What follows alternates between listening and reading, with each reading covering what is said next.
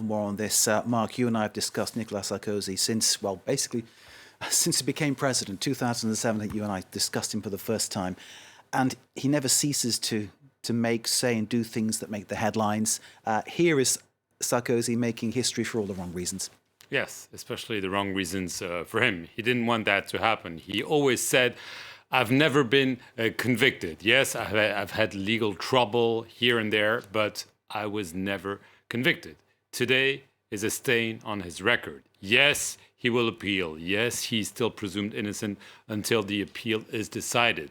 And it will take months for that to happen, and he's not going to sleep in jail tonight.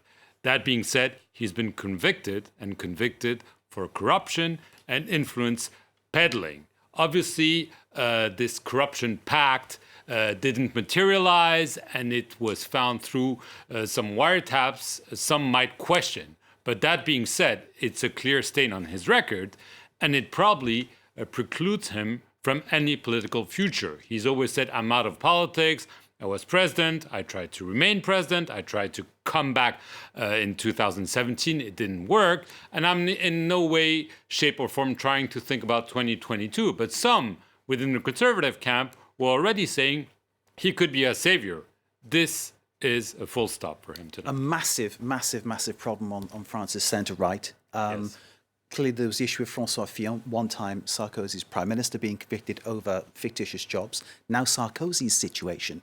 For the French centre-right, am I right in saying it looks bleak? It looks bleak, yes, but it could allow them to finally turn the page, open a new chapter, because Nicolas Sarkozy is convicted. He will appeal. Let's not forget that the first president ever, or first former president ever to be convicted was Jacques Chirac. Jacques Chirac was Nicolas Sarkozy's mentor until they started feuding with each other. But he was convicted for misusing the funds when he was mayor of Paris decades ago, but it was a 2-year suspended jail sentence. But Jacques Chirac was at the end of his political life. He didn't even appeal. This is different, but clearly for the right, it's again an example of some way of doing politics. In Chirac's case, you could say that it was the old times. In Sarkozy's case, it's still pretty much an issue because in 2 weeks, he will face another trial for illegal campaign financing. And those could be very serious charges. Yes, it will not have the name corruption on it, which is obviously what hurts him the most today. But nevertheless, he could face legal trouble because if it is proven that he maneuvered to make sure that the campaign financing limits were overturned by some kind of shady tricks, he could be in legal trouble.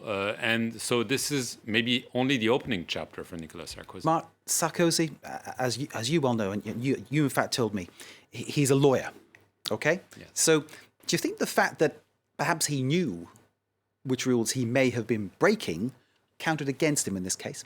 Well, obviously, yes, there is the fact that he is a lawyer by training, but it's more the fact that he was president, he was a former president, and we know that he always felt that he should have been reelected. So there was always this notion that even as a former president, he wanted to play a central role. And in this case, it seems that he wanted maybe to show that he still had influence, that he might help a magistrate get a posh job in Monaco because he knows people around. And so the assumption is that he always behaved like someone who thought he could wield power and that he did so potentially abusively and illegally in that case. And so this is the stain on him that will probably remain even if he is cleared in appeal. And ironically, Sarkozy, the man who, when he was interior minister, was very much acting as France's top cop, Yes. as someone who was talking about clearing out all the riffraff and the scum from various suburbs, and now he's in a court convicted. Yes, It's a great irony, isn't it? It is. It is. Obviously, he will fight tooth and nail because he is a fighter. This everyone can agree on. But clearly, he is in a bit of trouble right now because this is only the beginning.